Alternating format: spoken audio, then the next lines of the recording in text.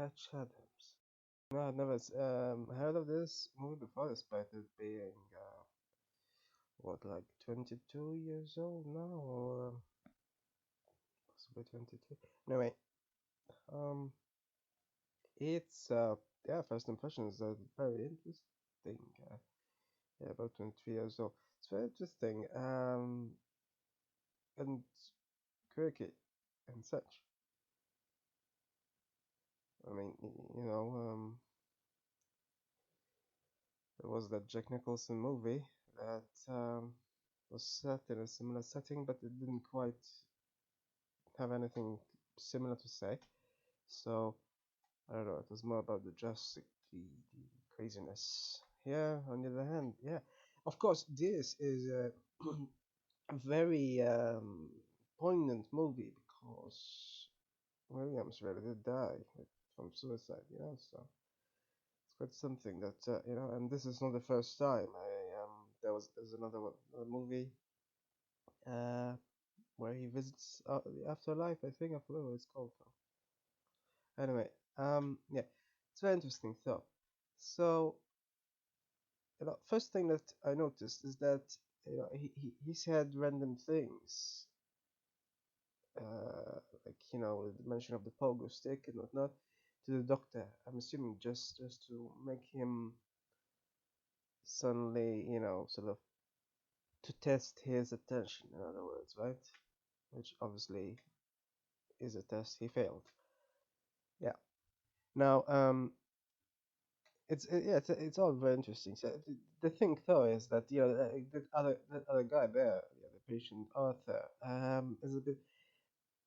It's interesting how the reason why he was asking people how many fingers he has, but of course I mean that sort of should I suppose be followed ideally with a conversation about whether seeing double vision is objective reality or not, and why otherwise the brain rectifies it to see, otherwise, obviously there's only double vision because there's two eyes.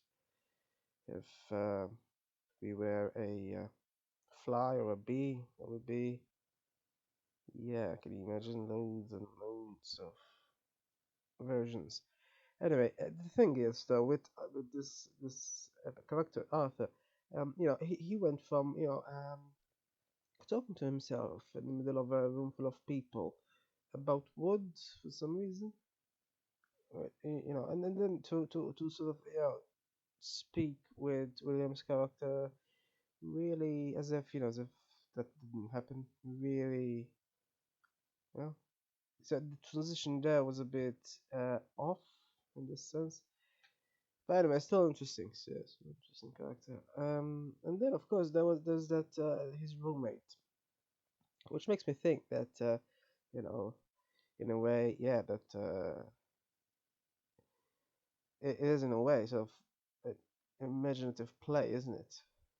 What he was doing. I mean, that might be indeed what schizophrenic hallucinations are about, except they actually happen. So I mean, but then it makes me wonder. I mean, why and how, if it is sort of like a precursor to mostly, children's imagination. I mean, I don't think anyone actually, schizophrenic is actually normally only initiated in people's teenage years usually. Not sure there's usually any children that are, but it's sort of like a precursor, isn't it? How imagination works in that sense, imaginary characters, etc. Except they are usually imaginary, I think, but they do seem to believe it with conviction, almost. Sort of like this guy did. But yeah, it's very interesting how William's character reacted to it. He played along. Of course, the problem then is that, under usual circumstances, I mean, if he gets a fictional weapon like he assumed he had, then, the other character should suppose, ask whether indeed it exists, because even if he is seeing squirrels for real, as in, as a hallucination, presumably hallucination doesn't also include fictional objects, unless, of course, it includes anything that people say exists and just suddenly materializes out of nowhere. So yeah, even in the first 15 minutes, this movie is actually thought-provoking. By the way, it's awesome how he told supposed psychiatrist that he sucks. Truly my spirit animal. With regards to that weird convention they went to, yeah, no, that was just stupid. Honestly, I don't know if they honestly thought all that. Like, Robbie Williams is usually funny, but that was just stupid, just playing along with idiotic puns and whatnot, and honestly, just disgusting. Whole thing was. It's I'm assuming it was supposed to be sort of part of the experiment. I don't get what the point of it was. How exactly, what difference it made.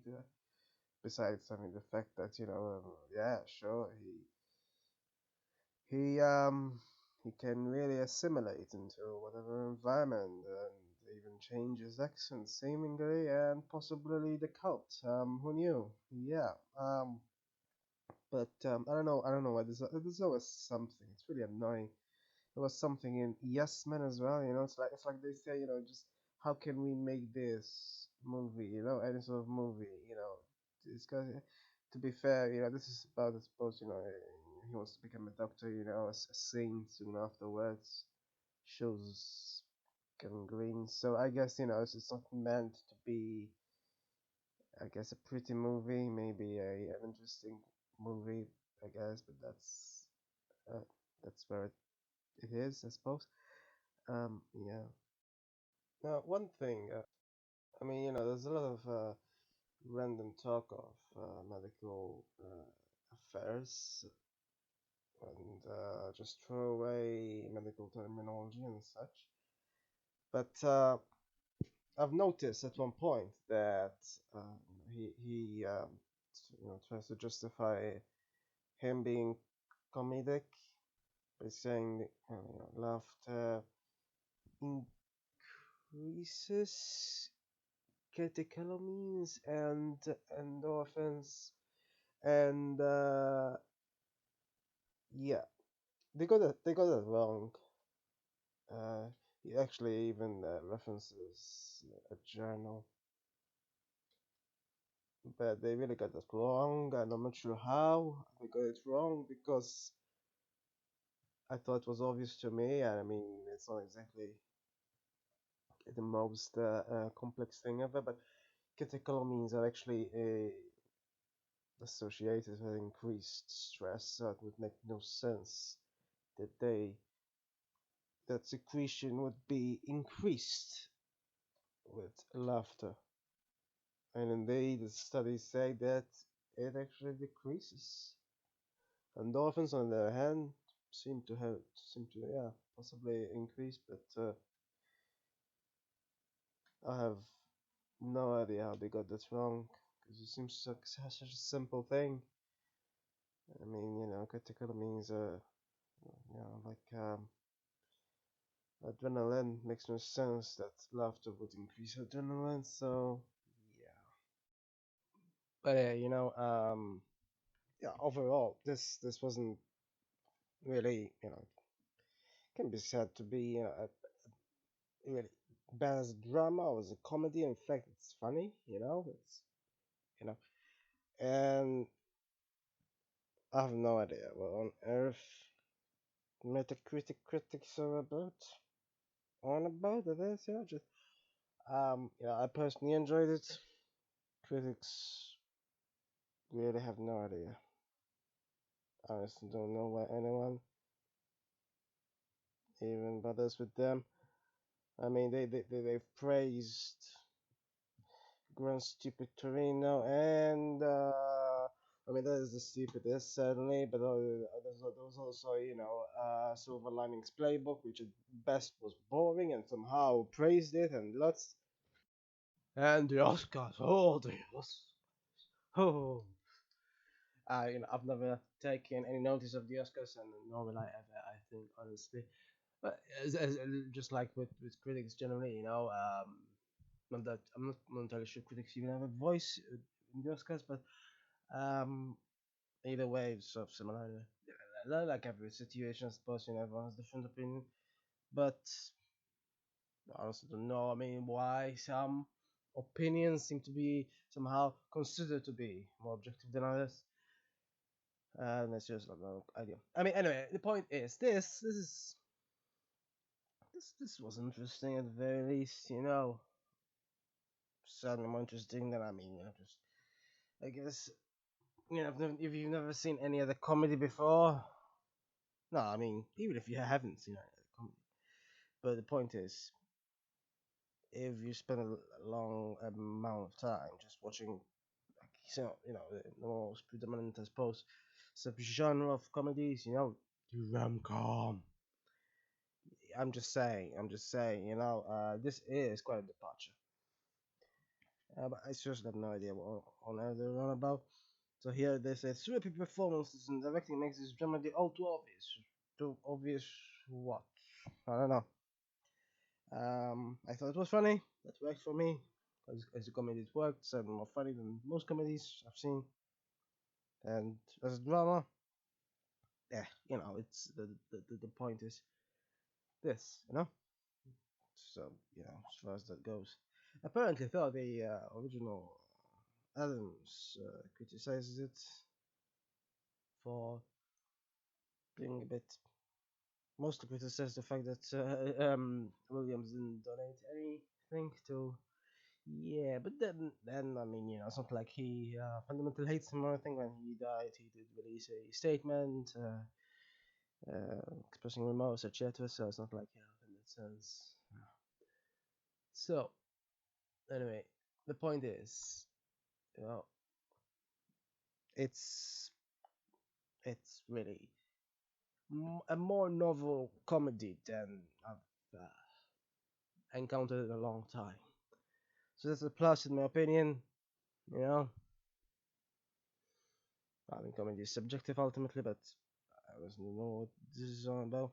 It's repeat performances. I don't know. I guess maybe the Robin Williams smile is syrupy. I have no idea. Honestly, man.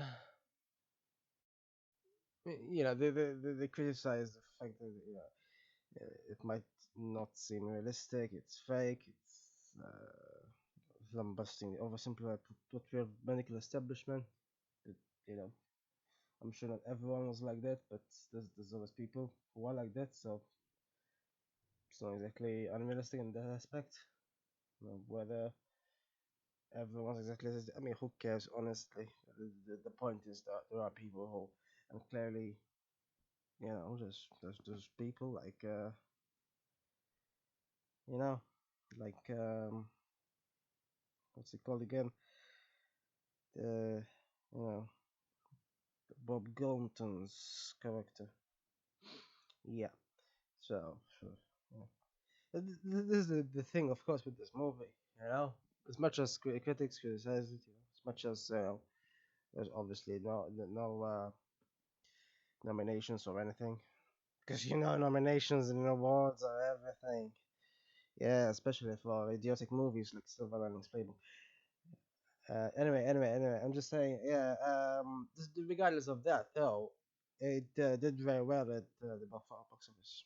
It did very well. Yeah, number one actually for I think a weekend, and then number two for about a couple of weeks.